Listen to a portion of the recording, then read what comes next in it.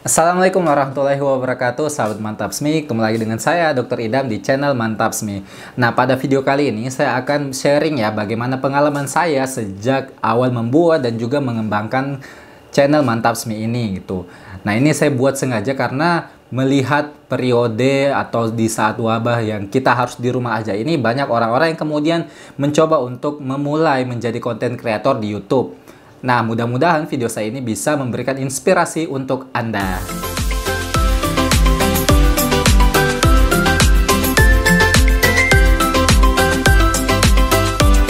Oke, sahabat Mantapsmi, sedikit cerita ya bahwa saya memulai membuat kanal ini dengan serius ya. Itu pada awal tahun 2018 gitu. Dan video pertama saya itu kurang lebih bulan Februari ya, diposting 2018 gitu. Dan kemudian kan 2018 itu syarat YouTube udah agak strict ya, yang awalnya 2017 itu hanya butuh sekitar 10.000 atau 100.000 jumlah penayangan. Kemudian di 2018 itu sudah lebih berat lagi syaratnya, 1.000 subscriber dan 4.000 jam penayangan, dan itu harus dipenuhi dalam waktu 1 tahun. Entahlah, mungkin periode berikutnya itu mungkin lebih berat lagi syarat-syaratnya. Jadi ketika Anda memulai untuk menjadi konten kreator di YouTube itu mulai sekarang, itu merupakan investasi yang menurut saya itu luar biasa gitu.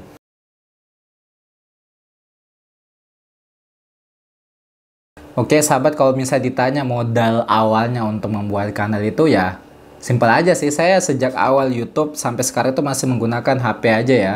Mayoritas ini juga Xiaomi Redmi Note 5 ya, sudah lama juga ini.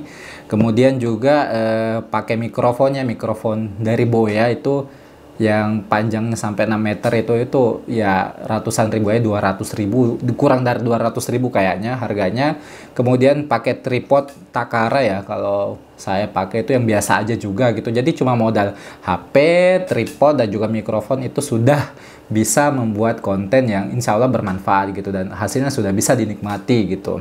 Dan saya pikir ya modal seperti HP itu ya semua orang punya ya. Apalagi sekarang juga HP-HP mid-range itu sudah punya kualitas untuk mengambil gambar itu yang bagus, resolusi ya HD atau Full HD gitu.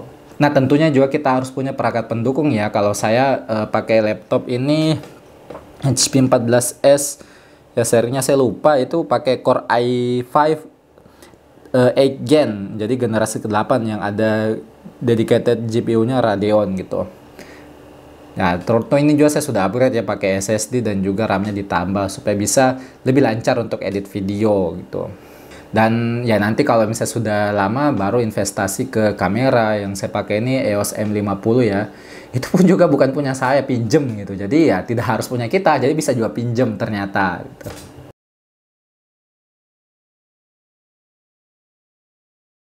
Nah, terus saya itu paling dalam seminggu dulu, awal-awal itu memang seminggu itu 2 kali upload video, Senin dengan Kamis, dan alhamdulillah dari konsistensi itu bisa berbuah hasil ya, dimana YouTube-nya itu dimonetarisasi. Tapi bagi Anda yang kemudian mau memulai itu 1 minggu 1 video ada, 1 minggu 1 video aja itu sudah dianggap produktif ya.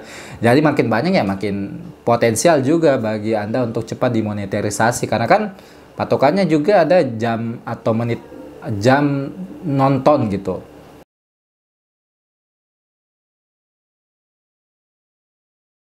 Nah, berapa lama sih saya butuh waktu untuk bisa dari awal hingga ke monetarisasi? Saya mulai itu di awal tahun 2018 dan termonetarisasi itu akhir-akhir tahun 2018 ya, Oktober atau November saya lupa gitu.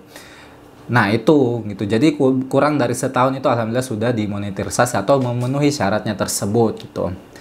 Kemudian ya jadi sudah bisa dipasangi iklan, muncul iklan, dan dapat penghasilan dari situ. Dan dalam waktu kurang lebih ya 2-3 bulan saja itu penghasilannya itu tidak banyak ya. Kalau sepanjang tahun 2018 itu catatannya hanya menghasilkan sekitar 17 atau 8, ya kurang dari 18.000 rupiah saja gitu.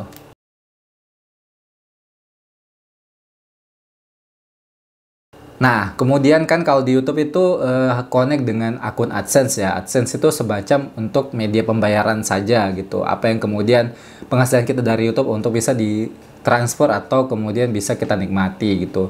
Nah, di AdSense sendiri itu juga kalau tidak salah itu ada syaratnya ya, harus kemudian penghasilan kita itu di situ 100.000 atau 150.000 ya, kurang dari 200.000 dulu itu, baru kemudian bisa kita mengajukan ya. Nah, diajukannya juga itu kita nanti akan dapat semacam surat ya, berisi kode ya, yang kemudian akan kita pakai di akun AdSense kita sehingga sudah terverifikasi dan bisa digunakan untuk transaksi penghasilan kita dari YouTube gitu. Nah, kalau dilihat perjalanannya itu awal tahun 2019, itu saya baru bisa mencapai penghasilan ratusan ribu itu sampai bulan Maret kalau nggak salah ya. Dan bulan Maret ajukan, bulan Aprilnya alhamdulillah sudah datang kiriman dari Google Malaysia itu hari, kirim surat langsung di alamat yang kita tulis di akun AdSense kita, dan itu kemudian bisa kita gunakan untuk memverifikasi akun kita dan jenis atau metode transaksi kita gitu. Nah, di AdSense sendiri juga itu banyak caranya ya. Kalau saya ada yang melalui Western Union atau ambil di kantor pos juga bisa, atau dengan transfer di rekening kita gitu. Nah, ini banyak juga banknya di situ gitu. Kalau saya memang pakai rekening saja supaya tidak ribet gitu. Ya, meskipun juga pada saat kita memasukkan nomor rekening itu akan ada proses verifikasinya juga. Setahu saya itu Google akan kemudian mentransfer sejumlah kecil uang kurang dari 1.000 ya, berisi kode. Ya, mungkin itu kode ya, kode. Kemudian nanti kita akan masukkan di AdSense kita supaya, jadi kalau misalnya Google transfer sejumlah 999, nah nanti kita akan masukkan kode 999 tersebut itu ke nanti tempat verifikasi di Google AdSense-nya kita gitu. Itu untuk verifikasi nomor rekening kita yang akan digunakan untuk transaksi atau transfer dari AdSense ke kita gitu.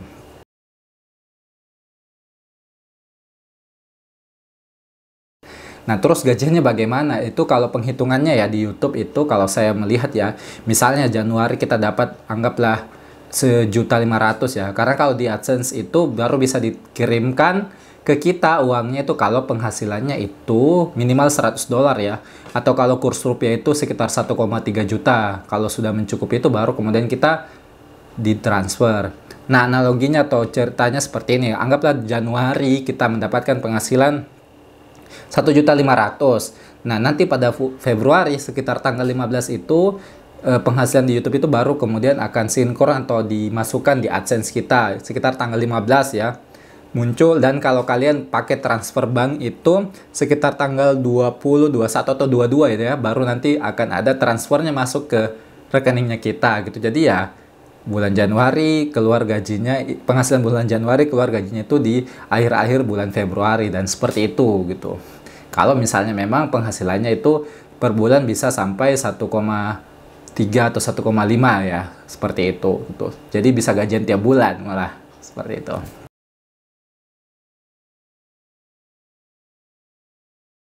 Nah, ini mungkin paling banyak ditanyakannya bagaimana sih atau berapa sih penghasilan YouTuber baru ya di awal-awal dia termonetisasi.